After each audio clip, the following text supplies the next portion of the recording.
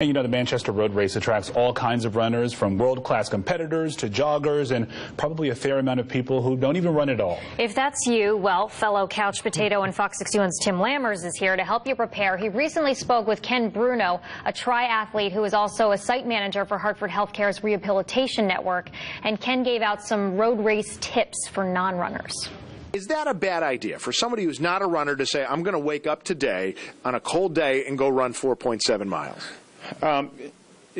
Probably. You have a hill in there, and it's something that you really want to make sure you're not going after too hard, especially if you're just coming off the couch. You probably should have been doing the training prior to, but you know, running 2 days, 1 day before the race to really try to get ready is not going to help you. There you go. Are you going to eat spaghetti? Do you have to eat pasta the night before? Do you even have to carb load? No, not for this. So you're telling me I shouldn't go eat a pound of pasta the day before? No, absolutely not. Come on, man. I'm Italian. I love pasta. That's not a good idea. I mean, a 4.5 to 5 mile run, you probably be able to do okay. Even, you know, the amount of water that you need to drink, you probably can get away with not having a drink during the race. If I want to stop and have a beer at the Hungry Tiger right after I turn left. On you. That's totally on you. And for the non-runner, what should they be doing to loosen up beforehand? Your hip flexors, your quads, your glutes, hamstrings, all that stuff is going to be really involved. What about after the race? The challenge with this specific race is that people will tend to jump in their car and go to Thanksgiving dinner.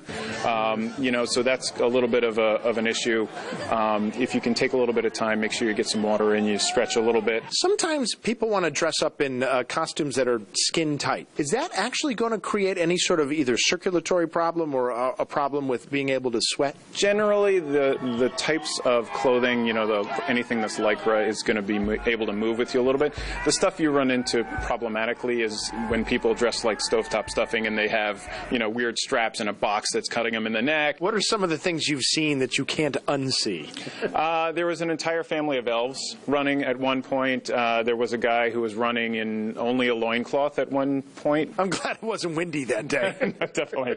It was cold. It was very, very cold. How about right before the race? Should people eat anything beforehand if they're not an athlete? You know, that's kind of a personal preference. They should probably have tried that beforehand. If you don't, you'll get a couple of miles in, and that's going to really go bad for you.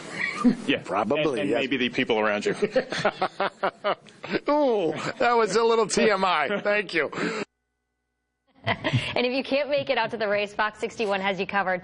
Thanksgiving morning, our road race coverage starts at 9 a.m. Please join us for this tradition.